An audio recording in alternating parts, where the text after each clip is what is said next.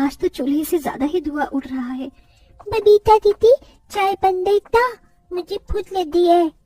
हाँ पूजा, चाय बन गई, बस मैं अभी देती हूँ। बबीता चारों बहनों को चाय देती है।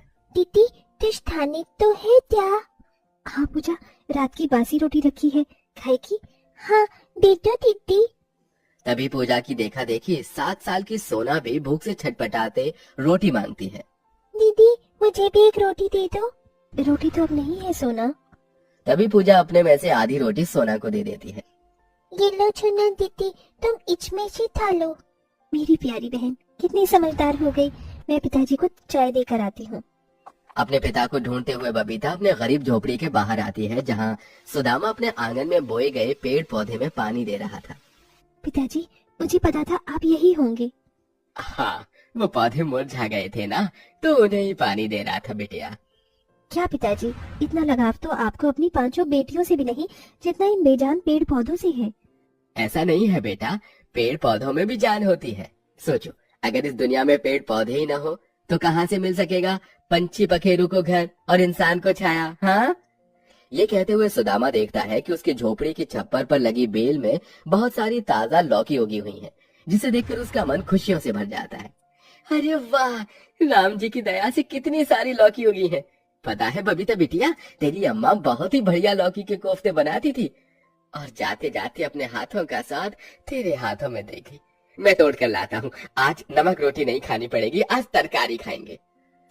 इस दुनिया की कैसी बदहाली है, जहाँ एक अमीर करोड़ों कमाने के बाद भी सारी जिंदगी और कमाने की होड़ में रहता है, वहीं गरीब की आरज़ू तो बस इतनी सी होती है कि वो परिवार के साथ बैठकर चैन से 2 वक्त की रोटी खा सके।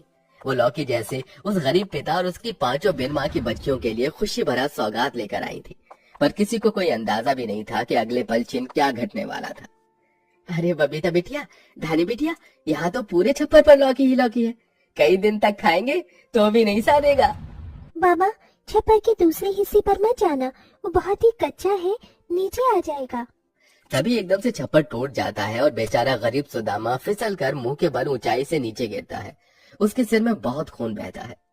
आ, आ, आ, हे राम, ये क्या कर दिया तूने मेरे साथ? अभी तो मुझे अपनी 5 बच्चियों के लिए जीना था, सुलोचना को छीन कर तेरे जिया को चैन नहीं पड़ा था क्या? मेरे बाद मेरी बच्चियां अनाथ हो जाएंगी। ऐसा मत कहिए पिताजी, आपको कुछ नहीं होगा। 5 अपने पिता को अस्पताल लेकर जाती तो है, मगर समय से इलाज न मिलने के कारण उसकी मौत हो जाती है। एक ही पलछिन में 5 बहनें अनाथ हो जाती हैं। यहाँ तक कि दुख की उस घड़ी में कोई उनकी मदद नहीं करता। सबको बिना खाए 2 दिन गुजर जाते हैं। बबीता, गीतिका, पूजा, धानी और सोना सब भूखी थी। दीदी भूख लगी है, कुछ खाने को दे दो। मुझे भी भूख लगी है दीदी, पर मैं तुम्हें क्या दूं बहनों, एक दाना भी नहीं है घर में। पर उनके लिए इतना ही दुख कम नहीं था कि उस रात तूफान के झोंके से उनका इकलौता आसरा वो झोपड़ी भी टूट जाती है। अब 5 बहनें अनाथ, बेघर, बेसहारा, दर दर भटकते हुए जंगल में आ पहुंचती हैं। दीदी, क्या हम यहाँ रहेंगे? हाँ पूजा, अब से ये जंगल ही हमारा ठिकाना है। तभी 5 को किसी के करहाने की आवाज आती है। बचाओ, बचाओ, कोई बचाओ।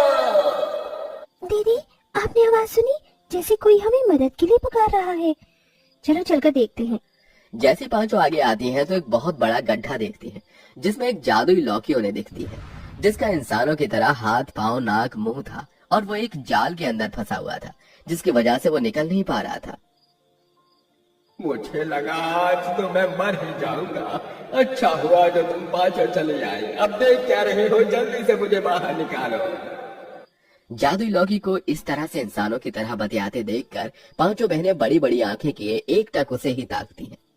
अरे बाप रे, ये कैसी जादुई लौकी है, कैसे पटर पटर बोलता है। 5 गरीब अनाथ बहनें लौकी को जाल से आजाद कर गड्ढे से बाहर निकालती हैं। तुम बहनों का बहुत बहुत धन्यवाद, तुमने मेरी मदद की है। कहो मैं तुम्हारी क्या मदद कर सकता हूँ?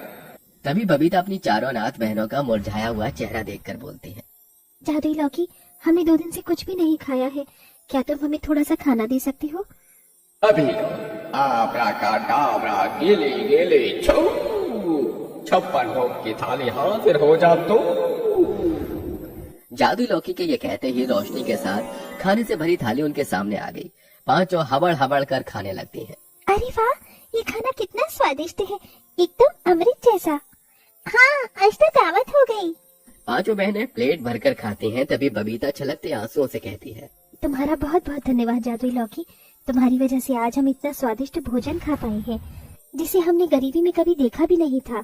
तभी गीतिका अपने मैले कुचैले कपड़ों को निहारते हुए बोली, जादुई लौकी, देखो ना, हम पांचों के कपड़े कितने गंदे हो गए हैं। तुमसे एक गुजारिश है, क्या तुम हमें नए कपड़े दे सकते हो? तभी एक बार फिर जादुई लौकी सुनहरी रोशनी से चमचमाती है और पांचों के सामने ढेर सारे सुंदर कपड़े प्रकट हो जाते हैं। पर बबीता का मन अभी भी उदासी से भरा था। क्या हुआ बबीता, तुम चिंता में क्यों हो? क्योंकि हमारे पास रहने के लिए कोई ठिकाना नहीं है। क्या तुम हमें एक घर दे सकते हो? जब मैं हूँ तो घर की क्या जरूरत है? ये कहते हुए जादुई लौकी एक बड़ा विशाल लौकी घर बन जाता है। अरे बाप रे, ये लौकी तो बड़ा अनोखा है। खाना मांगो तो खाना देता है, कपड़े मांगो तो कपड़े, और घर भी बन जाता है। पांचों लौकी के घर अंदर आ जाती हैं, जहां वो मीठी नींद सोती हैं। जहां गीतिका, सोना, पूजा और धानी तो सो जाती हैं, मगर बबीता अभी दुविधा में थी। ये जादुई लौकी तो हम बहनों के जीवन में जैसे मसीहा बनकर आया है। काश कि मुझे रोजी रोटी चलाने के लिए कोई काम भी मिल जाता। तभी लौकी घर बोलता है, तुम्हें रोजगार की क्या जरूरत है, जब मैं तुम्हें पैसे दे सकता हूँ तो। नहीं लौकी घर, तुम हमारी इतनी मदद कर रहे हो तो ये बहुत है। अगर तुम पैसे दे दोगे तो क्या ही मकसद रहेगा हमारे जीवन का। मैं मेहनत करके कमाना चाहती हूँ और मेहनत की रोटी अपनी बहनों को खिलाना चाहती हूँ। बबीता की बात सुन लौकी घर मुस्कुराया और उसने उसे अपना जादू चलाया।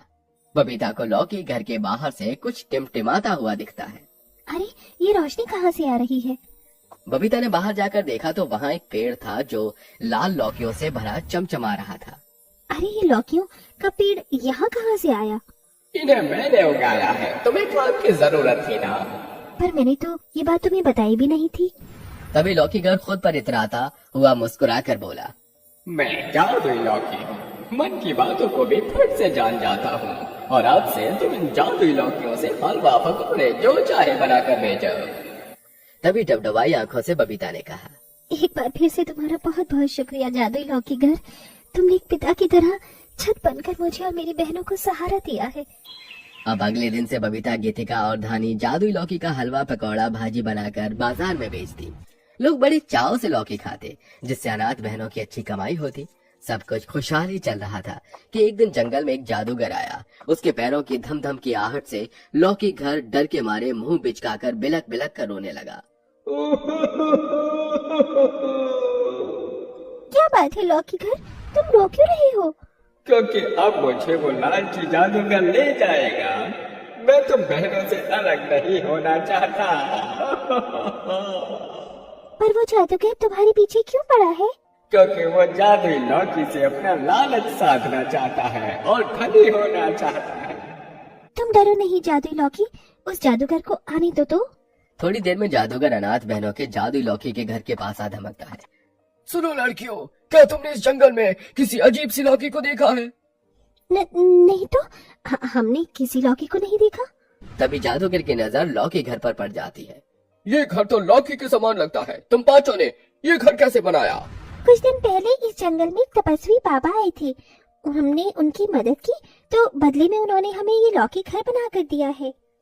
धानी के इस जवाब से जादूगर असंतुष्ट भरे मन से लौकी घर को निहारता हुआ जंगल से चला जाता है और लौकी घर गहरी सांस भरते हुए कहता है, धन्यवाद, तुमने मुझे उस लालची जादूगर के हाथ पड़ने से बचा लिया। तुमने भी तो बुरे वक्त में हमारी कितनी मदद की है जादुई लौकी घर।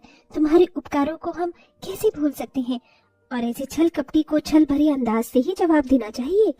उस दिन के बाद से जादुई लौकी उन 5 अनाथ बहनों के संग एक परिवार के हिस्से की तरह बनकर रहने लगता है।